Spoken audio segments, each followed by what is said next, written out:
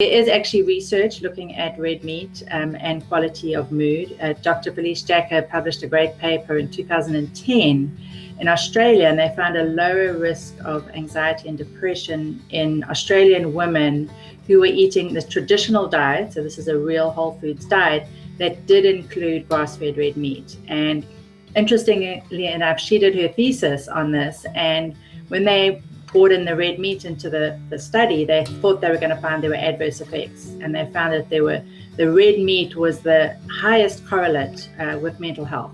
Having that red meat in there was really, really beneficial. So I'm a big proponent of grass-fed red meat. Of course, quality is really important.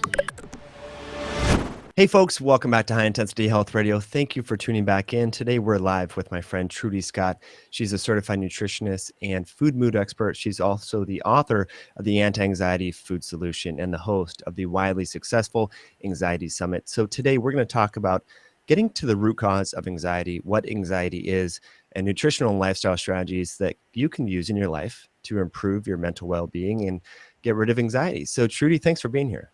Thanks for having me, Mark. I'm excited to share this topic as always. It's something that's near and dear to my heart because of the own anxiety that I once had.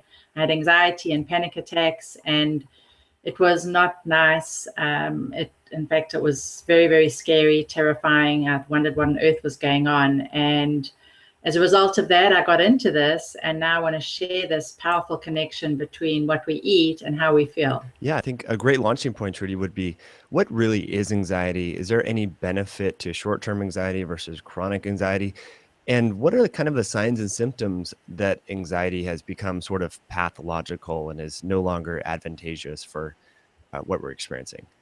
So yes, there is a place for anxiety. Obviously, if we're in a car accident, we need to have that, go to get out of the accident. We'd be anxious about the situation so we can get out of danger. If we're on a hiking trail and we might fall and there's a risk of maybe rockfall or something, yes, anxiety is good.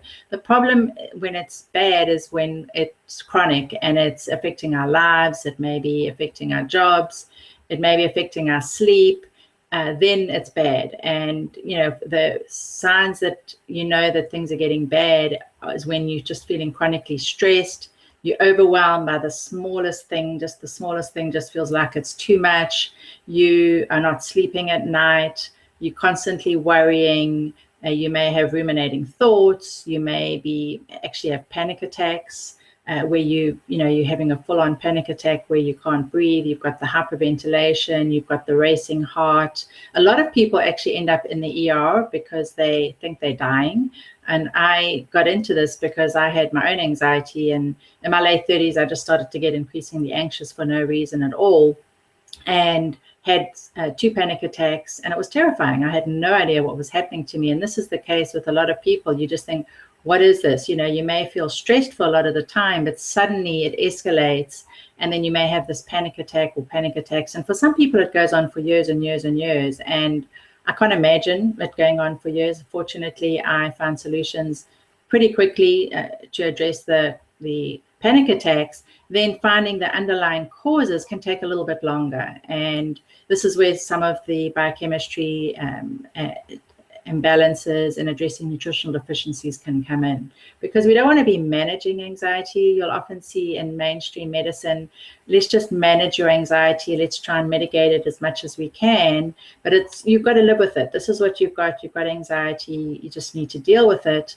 And I say no, we should be able to get to the root cause of it. We should be able to completely eliminate it. And that's what I find my role is helping people get to the root cause of the anxiety, addressing that. And it may be one cause, it may be multiple causes. Often it is a number of factors, but addressing those root causes, we can see the anxiety completely go away and the panic attacks should completely stop. Right. Can you describe what a panic attack is? I feel like some people have had that. I feel like I've had it, but I'm not really quite sure. Is it just feelings of like depersonalization or like out of body experiences where you're just about to like faint? Like, what is a panic attack? So from my experience, I can tell you what I had. And as I said, when it happened, I didn't know what was happening, but you kind of feel like you're out of body, like you're looking down on yourself. You can't breathe. I remember going, I've got to get some air. And I felt like I've got to get outside. the racing heart. I had a clammy skin, and it was just, you think you're dying. You just think, I'm dying. You know, so the world is coming to an end. You know, what on earth is happening? So that was my experience, and you know, hearing from others, that's what I've heard people have experienced. And you know, when you haven't had it, you don't know what's going on, and that's why a lot of people end up in the ER, because they think they are dying, and they'll get to the ER and they'll say, no, you're just having a panic attack. You're just having a panic attack. And, you know, that to me is minimizing how serious it is, because we know that there's a strong correlation between heart disease and stroke and anxiety and panic attacks. And a lot of times, you know, I'll hear my clients say, well, I was told, don't worry about it. You're not going to die. It's just a panic attack. But there's a strong correlation between heart disease, increased risk of heart disease and stroke when we have this ongoing chronic anxiety and panic attacks. So we do really want to do something about it. And we don't want to wait until it gets to the panic attack. So many people push through and they deal with it, and they're stressed and they go, and they're not getting enough sleep. And then the things get really serious, and then they're having a panic attack. And we don't want to wait till that situation. Unfortunately, with the way that our lives are, that often happens. But if we can start to recognize it sooner and do something about it, that's obviously the ideal situation. Well, let's take a deep dive into that. I know you have some specific nutrients that you like, particularly like neurotransmitter precursors, tryptophan, GABA, and so forth. And let's kind of talk about the different ways that we would know if we have, let's say, low GABA, low serotonin. I know that's a big part of your program, and you can kind of help people understand which neurotransmitter may be imbalanced and then how to correct that. So there's two kinds of anxiety that I look at in terms of neurotransmitter deficiencies. One is low serotonin, and this is the ruminating thoughts, the worry in the head, the reprocessing, the who am I to be doing this kind of anxiety. And then you have the physical anxiety, which is the low GABA. And this is where you've got the physical tension. You'll feel it in your shoulders. You'll feel stiff and tense. And there are specific symptoms for each of those neurotransmitter deficiencies. And then there's an amino acid that you can take to address those neurotransmitter deficiencies and get results very quickly. I'll have people do a trial, and we'll get results within a minute of doing a trial of one of the amino acids, and I'll tell you how we do that in a second. And then over the course of the next week, they'll start to see major improvements. And before we go into some of the symptoms and how we do the trial, I just want to share that I love the amino acids for two reasons. Firstly is that people get results right away. And when you're anxious and you're dealing with everything that's going on in terms of having anxiety, and then you're being told, well, maybe you need to give up gluten, or maybe you need to quit this coffee that you love so much and make these other changes, that can be a little bit overwhelming. So having something like tryptophan or GABA to help address these neurotransmitter deficiencies give you relief right away. And secondly, they give you hope, because it's really, really scary when you're in this situation. But if you can get some results pretty quickly, that just gives you hope in order to continue. Because when you're in the midst of this, it's really hard. And certainly if you've got a lot of anxiety and stress and overwhelm, and now you've got to think about making real whole food and changing your shopping and all of these other things, that can be a little bit anxiety provoking. So the amino acids are really good in terms of helping you get through that. So let's go to low serotonin. With low serotonin, it's the worry in the head, the anxiety that's more ruminating thoughts. You may have depression or negative self-talk. You may have lack of confidence. You may say, who am I to be doing this? You know, who am I to be a speaker, or who am I to be a whatever you happen to be doing? You may have PMS. Often with low serotonin, we'll see insomnia. And then with all of the neurotransmitter deficiencies, there's a addiction or a cravings component. So with low serotonin, the cravings are late afternoon and evening. And that's the clue that it could be low serotonin. TMJ is also a factor and fibromyalgia is also often pretty common with low serotonin. So I'll have someone do the low serotonin questionnaire and rate their symptoms on a scale of 1 to 10.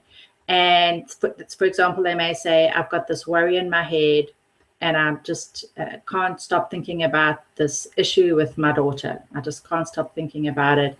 And I also just love chocolate chip cookies. And it's the afternoon that I really just want some chocolate chip cookies. So we'll say, okay, let's do a trial of one of the amino acids. And there are two amino acids for raising serotonin. One is tryptophan and the other one is 5-HTP. I like to use tryptophan first. It's closer to a food. I find really good results with tryptophan. That being said, some people do better with tryptophan, some do better with 5-HTP. So we'll say, okay, you've got these symptoms and 9 out of 10, let's have you do a trial of tryptophan. And they'll open up the capsule and put the powder on their tongue and hold it there for a minute or two. And that way it gets in through the blood vessels and you get results very quickly. And within a minute or two, they'll usually be able to say, my symptoms went from a 9 out of 10 to a 6 out of 10, or maybe a 5 out of 10. And they'll just say, oh, I'm not even thinking about the daughter issue that I was having. Or no, if you put a chocolate chip cookie there, I think I could take it or leave it. Mm-hmm. And they're surprised. A lot of people say, could this really be happening? Or is it a placebo effect because I'm talking to you and now I'm feeling hopeful? So it's pretty interesting how it works so quickly. And then the fact that people are surprised about it, could this really be happening? But then depending on how many notches improvement we see, if it's 2 notches, I may have them try another one to see, okay, is their starting dose 1 or 2 of the capsules? And with tryptophan, it's 500 milligrams. If it was 5-HTP, it would be 50 milligrams. Say, well, okay, you got 2 notches improvement. Let's have you try 2.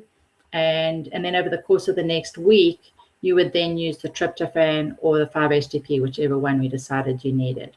Now, the dosing for tryptophan is mid-afternoon and evening, because that's when our serotonin starts to take a dip. So we would do 1 or 2 mid-afternoon, 1 or 2 in the evening. And over the course of the next week, they would then monitor their symptoms. Are they still improving? And if they're not, they are improving, but not to the extent that you want, then the next week we would up it again. So there's a starting dose for each of these amino acids, but it's really individualized according to your own unique needs. And you would just continue to increase up to obviously a certain limit based on how you're responding to each of those. And I'm going to pause here in case you've got any questions on serotonin, and then we can go into GABA as well. That's a great transition there. I do have some questions there for you, Trudy. So one question, I'll just ask them one by one and let you talk, and then we'll regroup, I guess. There's a lot of research on this enzyme indoleamine dioxidase, also known as IDO, and it metabolizes tryptophan to make these quinones and so forth. So have you found, just clinically, working with a lot of folks with anxiety, a higher correlation with gastrointestinal imbalances with folks that respond to the oral tryptophan or 5-HTP? I'm just kind of curious about that. I'm glad you asked this question, because there are some concerns. I know there's some practitioners who don't want to use tryptophan because of this concern with it going down the wrong pathway and converting to the neurotoxic quinolinic acid. And some people will say don't use it if someone's got inflammation, if someone's got dysbiosis or gut issues. And quite frankly, most of the clients that I'm working with anxiety have both. It's very common to have inflammation. It's one of the underlying causes of anxiety and depression, or it may be triggered by the gut health or whatever else is going on. So I have not seen it to be an issue. But that being said, there are cofactors that you need in place to help it go down the right pathway. Vitamin B3 is one of them. Niacinamide is a good form of that. Vitamin B6, either the pyridoxine or the P5P, pyridoxal 5-phosphate. Those both help the tryptophan go down the right pathway. And interestingly enough, I actually interviewed Ron Sturtz from Leaky, and this is a company that makes tryptophan, specifically on this topic, because there are concerns about it. And I want to allay concerns about this, the fact that it, that tryptophan can go down the wrong pathway. And I think if we've got the right nutrients on board, it's going to help mitigate that. There are some other nutrients that can help. Curcumin helps with dampening inflammation, and it helps soak up some of the quinolinic acid if some is produced. So I think if as with any nutrient, and certainly with the amino acids, if someone gets on them and notices an adverse reaction, you would want to stop immediately. And if that's the case, you would just stop and you would look for another solution. Not everyone responds to tryptophan, like I described. Some people may not need it. Certainly the form may be an issue. The quality is a very big issue. And this was something that I talked to in great detail with Ron in our interview, is quality is so important. And there was, some issues with tryptophan being taken off the market and causing EMS, eosinophilic myalgia. And for that reason, a lot of people are concerned about using tryptophan. But if you've got good quality tryptophan, it makes a very big difference. And I only recommend one brand. I don't know if I can mention a brand here, but I only recommend one brand for that reason. And they do very, very extensive testing. Ron was interviewed on season 4 of the Anxiety Summit. Yeah. Oh, perfect. Okay, we'll have some more information as the show goes on about the Anxiety Summit season 4. But thanks for answering that question. Now let's talk a little bit about food sources of tryptophan. I know you're a fan of red meat. Share with us a little study that folks should know about. Yes, one of my favorite researchers is Felice Jacker. She's an Australian researcher. She's actually done probably 30 or 40 studies looking at food and mental health, the gut and mental health. And there was a paper published in 2010 looking at and they found that there was a lower risk of anxiety and depression in Australian women who were eating this real whole foods diet. They called it a traditional diet, and it included grass-fed red meat. And in her thesis, they thought that when we're going to look at the results of the inclusion of the red meat, that they were going to find that it was going to have an adverse effect. And she was very surprised to see that it had good benefits, certainly for women. They found that women consuming a small amount of grass-fed red meat a few times a week was beneficial. I'm okay with someone consuming red meat every day as long as the quality is good. Grass-fed is really important. But she found that the grass-fed red meat was the strongest correlate to good mental health in women. And they replicated the study. They actually looked at adolescents and found similar results. And they looked at bipolar disorder and found similar results. So it's very promising to think that food can actually impact your mood. And she's actually out of Deakin University in Melbourne, Australia, and they have just completed the first trial looking at food and anxiety and depression. And I've heard that it's been submitted to the journal, and they're waiting for it to be published. And this should be published in the next few months. So it's really, really exciting to think that we're seeing this research between, to show how beneficial food is for our mental health. And it makes so much sense. It seems crazy that we need the research to support it, but we really do need this research for it to become part of mainstream conventional medicine, because it's not, and it really needs to be part of the standard of care. Absolutely. Thanks for sharing that. And I'll put that link to the study in the show notes at highintensityhealth.com/Trudy. So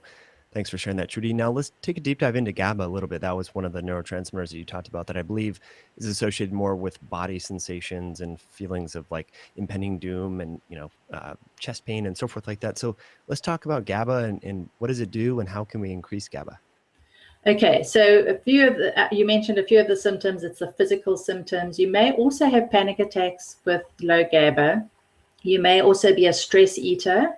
And you may also use alcohol or some kind of drug to relax. So a lot of people will get home from work and say, I'm just so stressed out, got to have a glass of wine. And it can become an issue if you're drinking too much. So if you find that you are using some sort of drug, and with all of the neurotransmitters, we have this drug of choice. If it's low serotonin, it'll often be carbohydrates. If it's low GABA, it'll often be alcohol. So we'll use this drug of choice to try and help us feel more relaxed.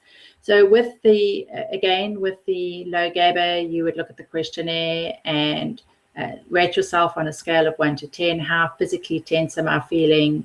And am I, wanting something, maybe some people will go for wine, some may stress eat carbohydrates, but you just do it to try and reduce that stress. And then we'll do a trial of the GABA. Now, GABA is a little bit controversial. A lot of people will say GABA doesn't cross the blood-brain barrier, so it's not going to work. And if it does work, it means I've got a leaky blood-brain barrier. And it's a controversial topic. It's a myth I'm trying to dispel, because a lot of people say don't even bother to use it. There's some practitioners who say don't use it, just use the cofactors to try and make GABA. There's also some other forms of GABA that are becoming a little bit popular, like phenibut. I'm not a fan of phenibut. It's not a fan of benzodiazepines, which are drugs that are used to help with anxiety.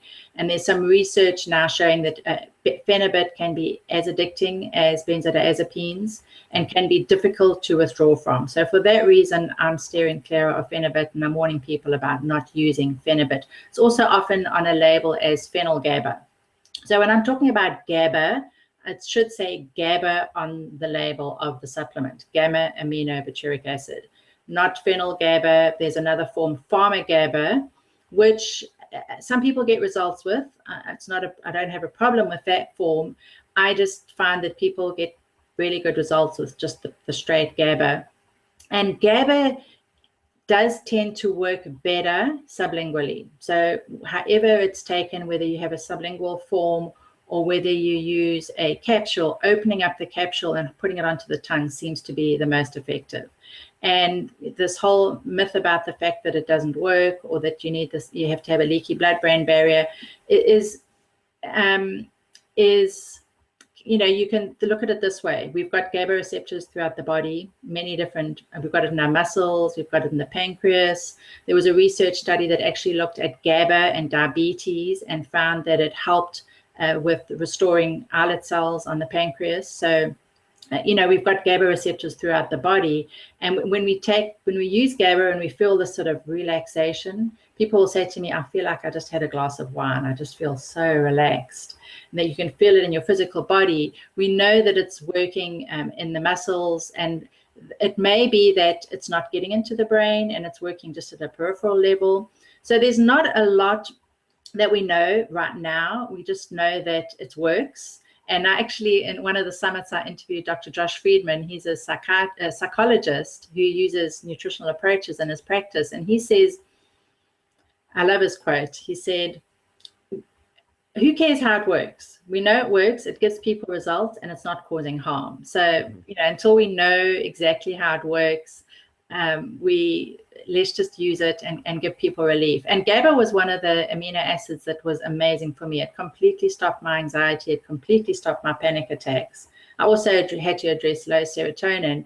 But the fact that GABA worked so well for me makes me realize, that it really does work. And I just see it so beneficial for so many of my clients.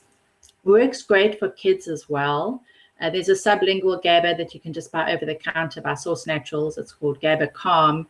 And that's the one that I use the most. I just find really good results with it. And again, you would rate yourself on these symptoms on a scale of 1 to 10.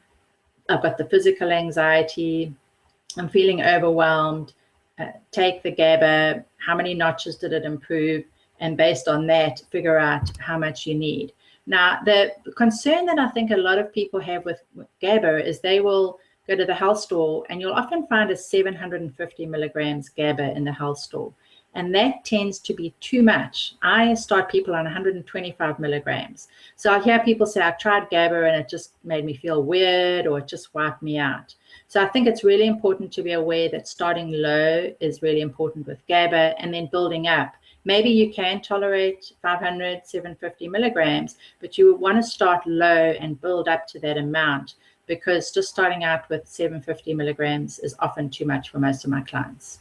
Yeah, I can see why that would be. And I'm glad we share similar viewpoints. We haven't talked about this before, Trudy, but this myth that GABA is too big of a molecule to penetrate the blood-brain barrier if you have an intact blood-brain barrier is complete hogwash. It's been something since 2010 I've been trying to teach practitioners about, because if you go Google image gamma-Aminobutyric acid, as you mentioned, what GABA stands for, it's a very small molecule. I mean, it's polar. It looks very much like glycine, an amino acid we can talk about if you'd like, but it is not very big. And in contrast, if you look at phenibut, the compound that you said has drug-like benzodiazepine-like effects and can be addictive, that thing is huge. That's really a large molecule if you Google that as well. So I'm glad we share that myth. And one of my mentors, David Hasse, He created this product for one of our show sponsors, Zymogen. It's called Relax Max, and it has GABA in it.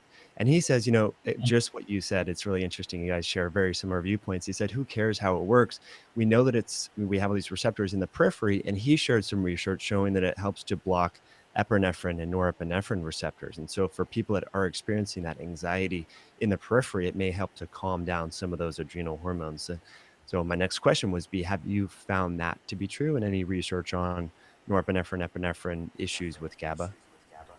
I have not, and I'm curious, and I'm glad that we're on the same page here, and I'm interested to find out more from Dr. Haas, did you say?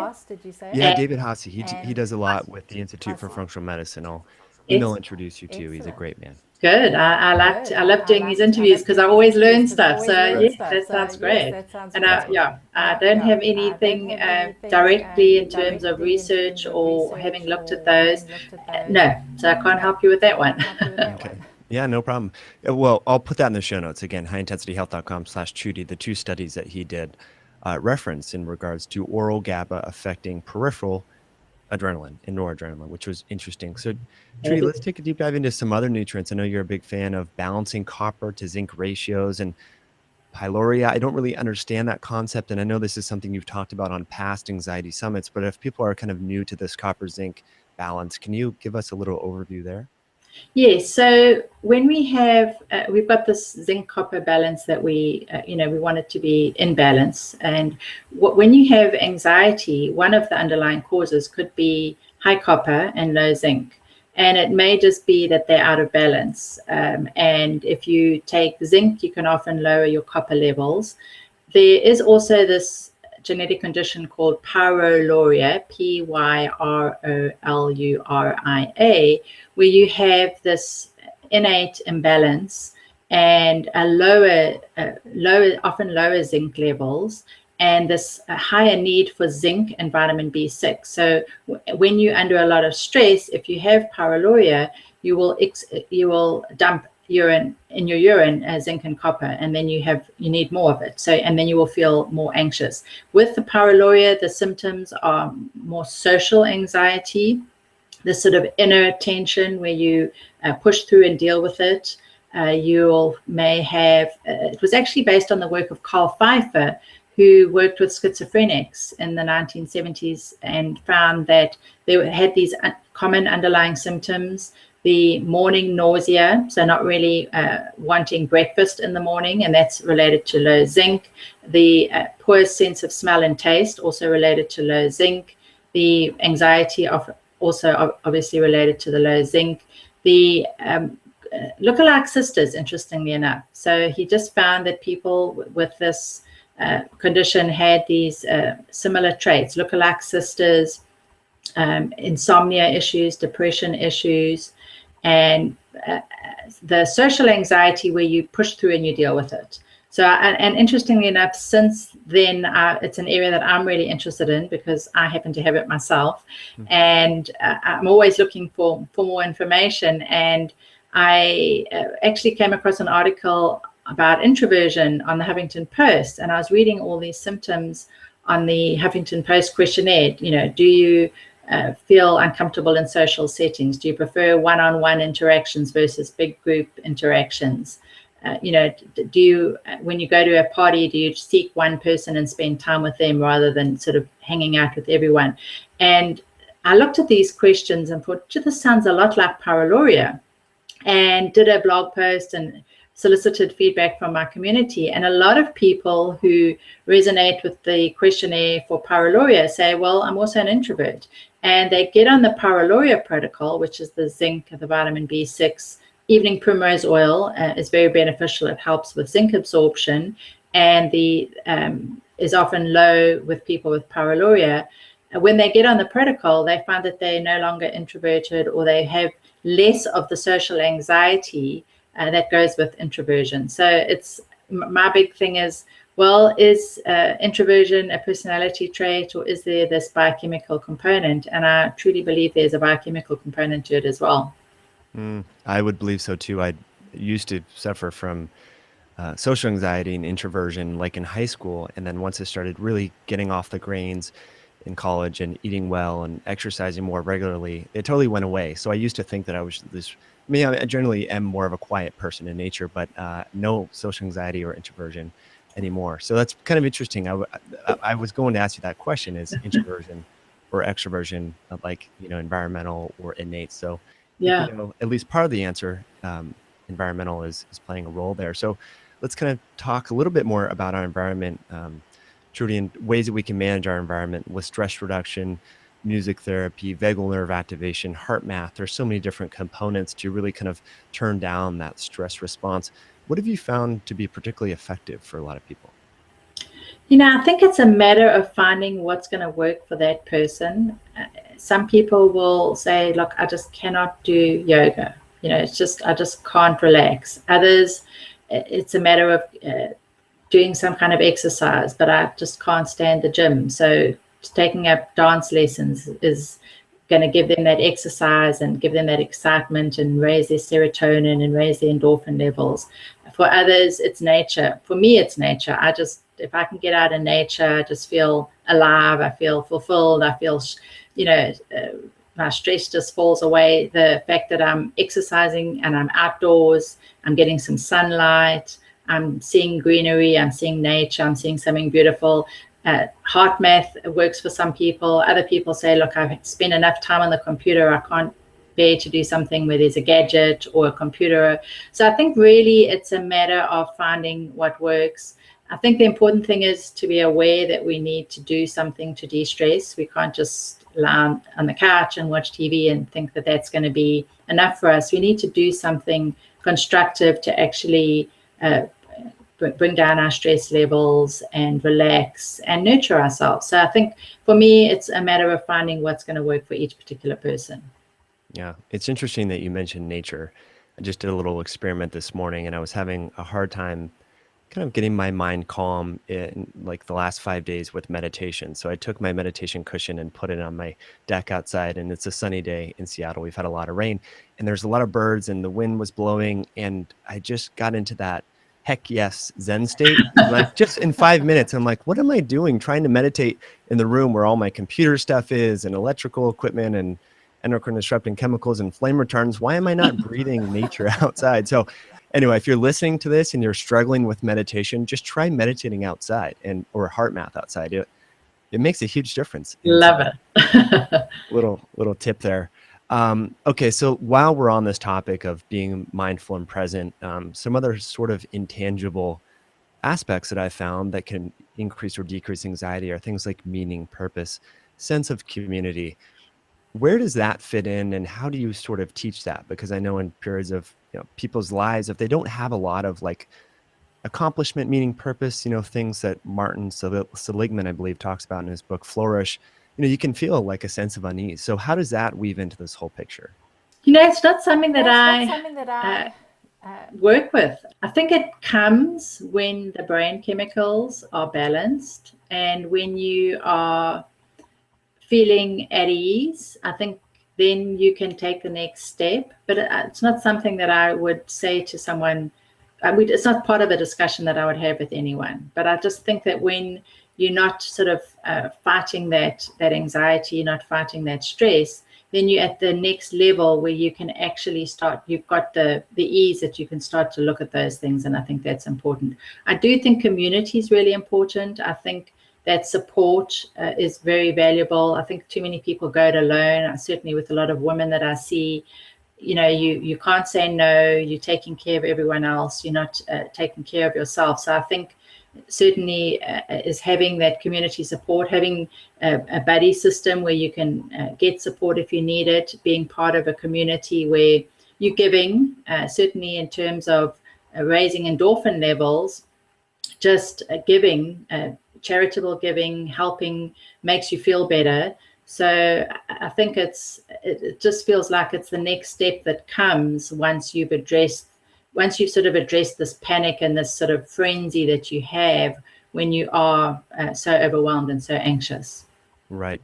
So your goal is build the foundation so that you can improve upon that. And the foundation is really like food, nutrition, diet, because if those are imbalanced, no matter what meaning, purpose, accomplishment, community, all that sort of stuff, if you have underlying biochemical imbalances, that probably will not help to get you out of the slump. Is that what we're saying? Yeah, Perfect. definitely. I love that. You talked about community, how community is important and can really help there. And one of the biochemical mediators through which community and connection affects our brain is oxytocin. So let's dive into oxytocin a little bit. I think it's one of these neurotransmitter hormone compounds that uh, people don't know much about, including myself. So give us your backstory on oxytocin. It's very interesting, and when it's low, it can affect as you say, it's this love hormone, and hugs, can raise oxytocin. Community can raise oxytocin, but it's often low in social anxiety. We see it low in kids with autism, and there seems to be a correlation between serotonin and oxytocin. We've got this merry dance with our hormones and our neurotransmitters. We'll often see low zinc when oxytocin is low. Low cholesterol can be a factor when oxytocin is low. So there's a gene, the OXTR gene, and certain polymorphisms in that gene can make us more predisposed to low oxytocin. There's been some research showing that when that particular gene is expressing itself, and you've got the low oxytocin, you may have a higher risk for postpartum anxiety and depression. So I think it's an area that we don't know much about. It's not tested frequently. I'm not so sure that I'm a big proponent of oxytocin itself. It's just something that, it's outside of the scope of what I would do. Certainly, it's a hormone.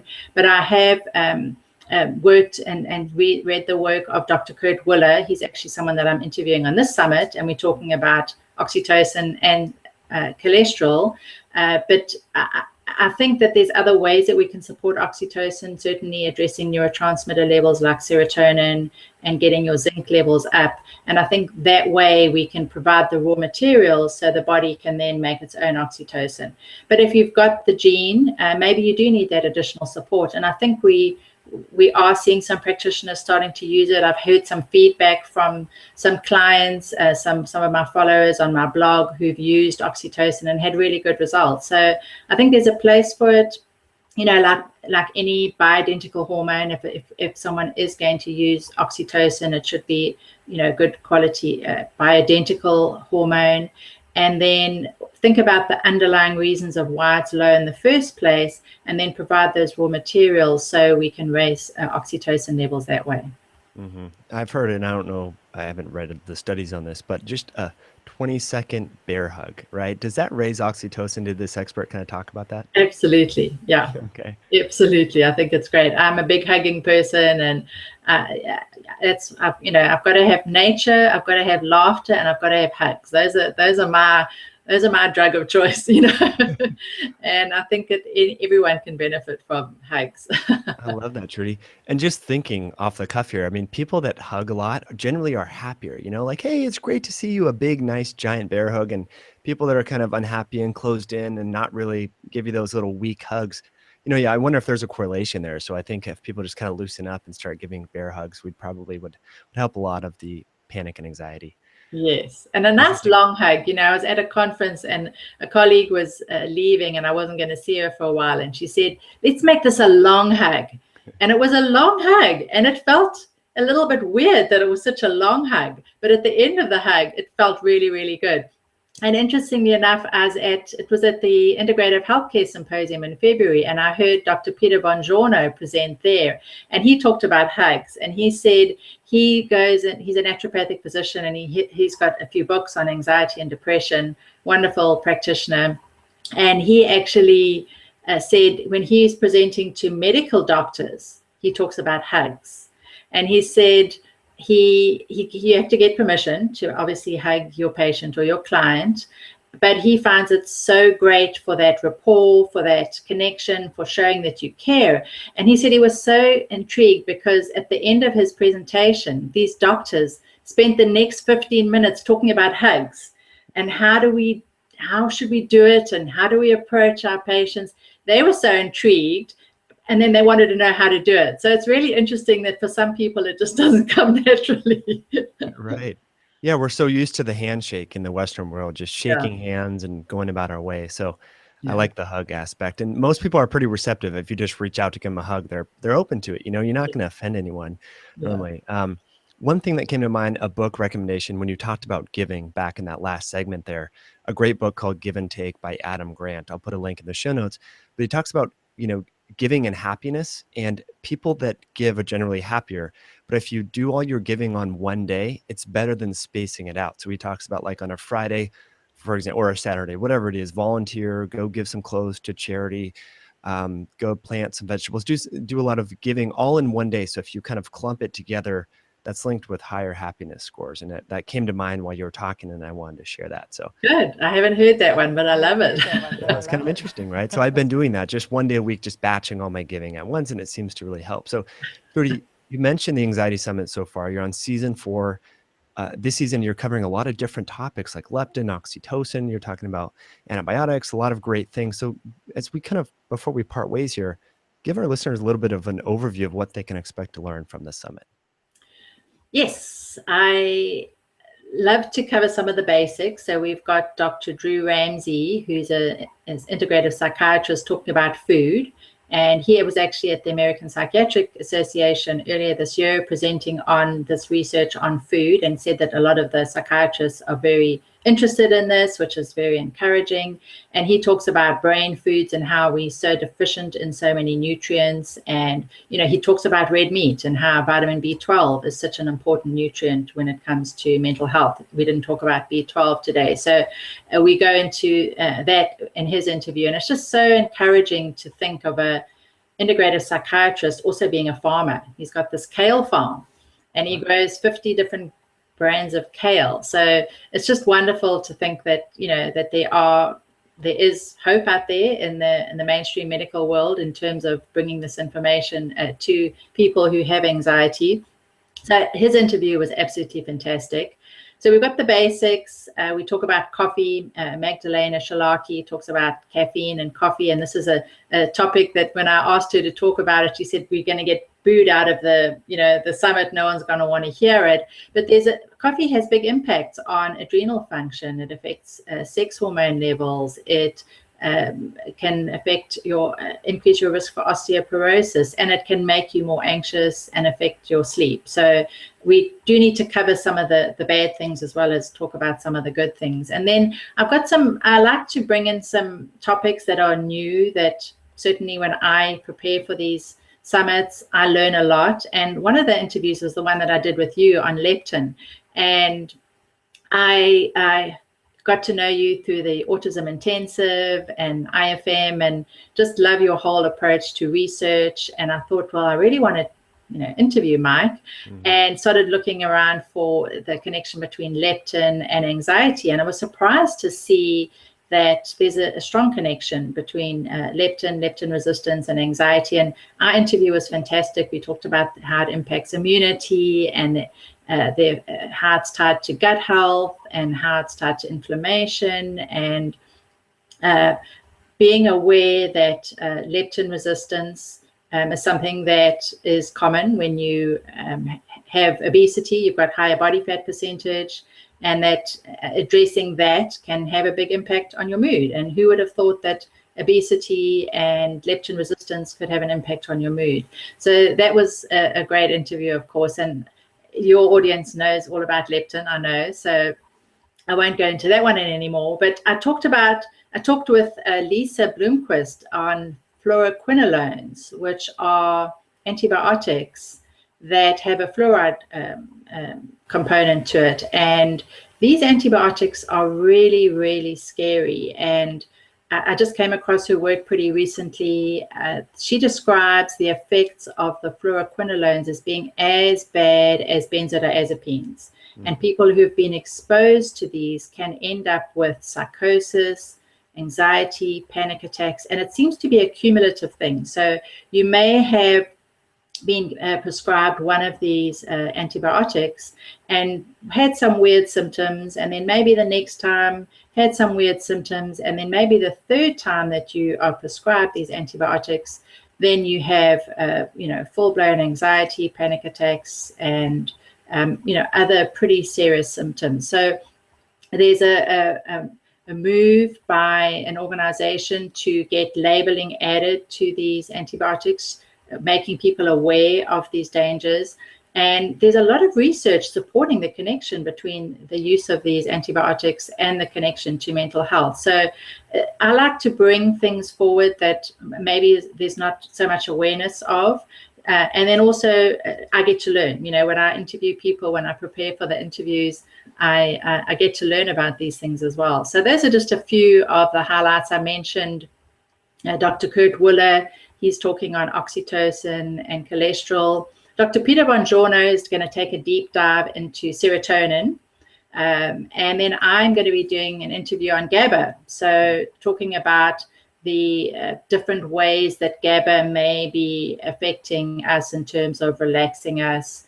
I'm going to be taking a deeper dive into the whole leaky brain issue, and then some other possible mechanisms that GABA may be working. So I was very pleased to hear about Dr. Harsey and his work. I'm going to take a look at that before I record my interview, because that one has not been done yet. Right on.